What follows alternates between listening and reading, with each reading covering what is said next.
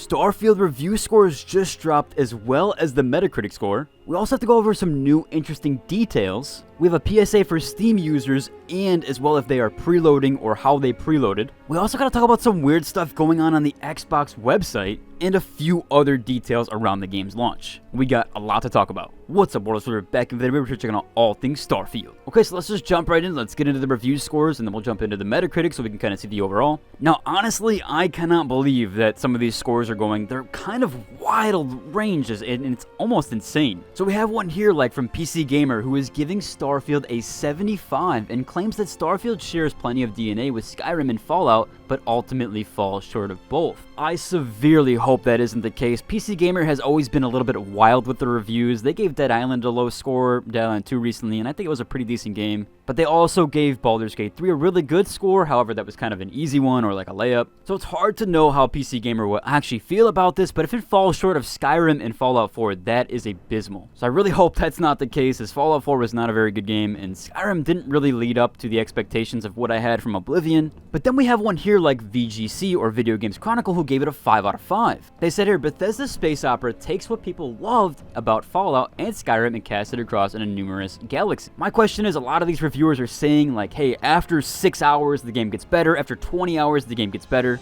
I'm wondering if some reviewers just focused on the main story and kind of pushed through that, and they didn't actually go into side quests. Bethesda games aren't really known for a good main story. There's a few exceptions, you know, Fallout 3's main story isn't terrible. Skyrim's main story is also not exactly horrible. Oblivion main story is kind of sidetracked for all the amazing side quests. I mean, side quests in Oblivion are absolutely incredible. Skyrim's got some decent ones, however, they're definitely not as memorable as the ones in Oblivion. And Fallout 3 and Fallout New Vegas side quests were absolutely incredible. New Vegas actually had a pretty decent main story as well. However, they're not really known for like this incredible main story. It's always the encapsulation of the entire game, so I am wondering how reviewers are scoring based on that. We also had another one here, which is kind of in the middle of those two, which is Game Informer gives it an 8.5. They don't seem to give any opening or closing statement here. It's a lot of just text stuff, so if you want to read these reviews in detail, I'm going to include the links down below in the description for all of these. Now, we also have another one here, which is back up at the 5 out of 5 star by Games Radar. Now, for the pros, they said it's an incredible world to explore, great characters and locations, good gunplay and ship battles. And for the cons, they said can be overwhelming, and they said encumbrance can be eternally annoying, which I heard a few details around the encumbrance. I won't go over in this video because we don't know for sure, but it seems like there might be an issue with storage, which maybe mods can hopefully remedy that. I had a few issues in Baldur's Gate, but not really. My character was a wizard, so he had really low strength, and I could only carry like 90 pounds when my other characters or other companions could carry like 180, but that was not a big deal. I just sent it to the camp or sent it to my other companions.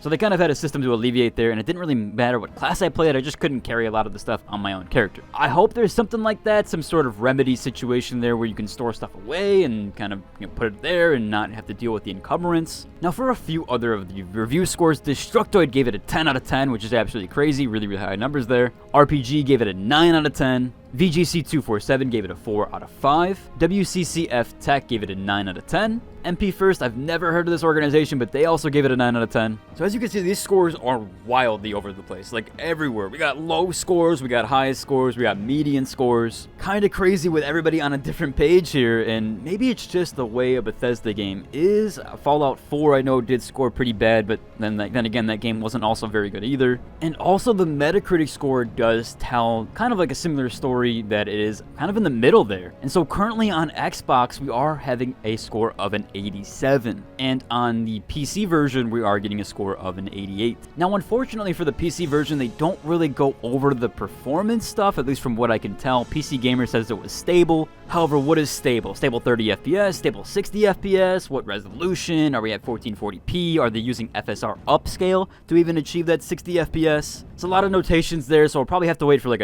either a Digital Foundry or more so like a Gamer Nexus or Hardware Unboxed review video of the actual kind of technical limitations of the game, or if there's any of the like frame issues. So we don't have a good picture on the performance stuff. However, that doesn't really matter too much. We kind of care more about how the game actually plays and how the story is and how the RPG elements are. Now, from what I could tell, reviewers have really hampered down on some of the AI stuff, with GameSpot also giving it a 7. So GameSpot said that the good was intriguing side quests that you lead down, some wild paths, solid gunplay, and fun arsenal of weapons making it thrilling fun fights, impressive breadth of content, and interconnected gameplay systems, trekking the galaxy and discovering new planets is a novel. However, the bad here is uninspired main story with weak writing and characterization. That does not sound too good. However, again, other Bethesda games have not been good with the main story. They also wanted to say here, underwhelming vision of space exploration and humanity's spacefaring future, which that could be with the whole boundary tile thing that's been going on. So yeah, there's maybe some stuff there, some limitations. I'm glad they did address that. However, I definitely understand why there's limitations with the tiles. And as I said before with the Todd Howard interview, I kind of understood how the tiles were going to work anyways. Shallow RPG mechanics with regards to dialogue, quest solutions, and influencing outcomes. This to me right here is the most damning of them all. If this is actually true, if there's shallow RPG mechanics, this will be, in my eyes, a complete failure. Which I really hope it's not the case. I really hope that maybe it just depended on what side quest they went to, because, you know, even to be fair, Oblivion had some side quests that weren't that much fun. But, you know, I was hoping for like the Thieves Guild or the Dark Brotherhood type of side quests, stuff like that. They really need to have some sort of kind of balance there with those side quests being really, really good and fun to play. They also said here, terrible map system makes key locations tough to navigate. And yeah, if you've seen the mapping system, it is really odd. I mean, I guess they had to do it that way because they couldn't account for all the terrain and make mini-maps for, or basically maps for the entire, each ecological planet system and everything. Like, they couldn't make the maps entirely for each one. There's 1,000 of them, and then you have tons of tiles on top of that. So I can't imagine the pain that it would have taken to make a map that actually navigates the actual terrain of the generated or proc-gen of the actual tile set. However, then again, I do think the map looks really odd because it just has nothing in it, and it's just like blue with spaces to access these outposts and stuff. However, to me, that's perfectly fine. I'm not too worried about the map being hard to navigate. I kind of want to explore anyways. I don't want to always be looking at my map. Now, other than these wildly ranging review scores, we do have to go over a few details. We do have a PSA on the preloading if you did preload through Steam. So it looks like if you did preload on Steam, what it ends up doing is it ends up making a cache file, or basically a packed file, and then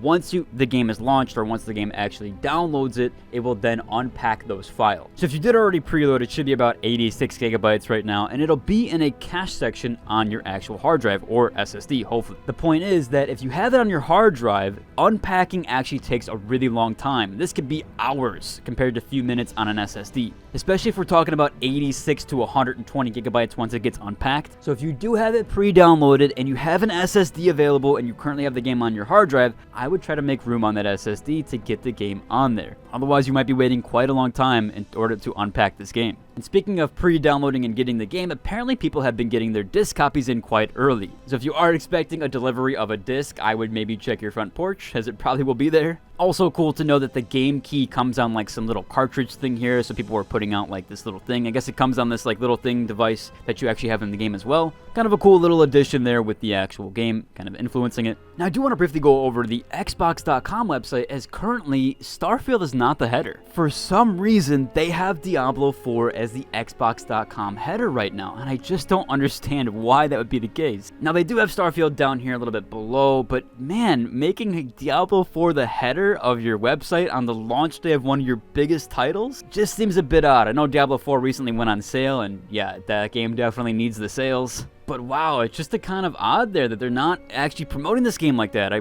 wonder why. There's another note here from the character builder that we had, which I'll feature in this video now since the embargoes are gone and we can kind of put everything out there. There's a character builder if you want to kind of prep up for today, because the game does launch in a few hours, or going to be like 5-6 hours after this video launches. And apparently you do have to get to level 326 if you want to unlock all skills in the game, which you can actually do. I do believe they mentioned this in one of the trailers or directs, but you can actually unlock all the skills in the game if you do get up to 326. Some last minute mentionables here. There's a premium Starfield code giveaway on the Reddit, and I linked the last one. I might as well link this one. So if you do want to try to get the Starfield key, although they don't disclose on what exactly platform they're giving it away from, but hey, it works. It's a giveaway, so you might as well try if you can. There's also a cosplay guide from the official website here, and some of these look really cool, especially the Crimson Fleet. I really hope we can make our character similar to this. This looks awesome. This Crimson Fleet kind of look with the cosplay here looks absolutely incredible. I'm a really big fan of these designs here. Really, really cool. They even have one for a couple other companions that you can do. So if you want to check that out, I'll have a link to that down below as well. That should about cover for today's video. If you like and subscribe, until next. Deuces.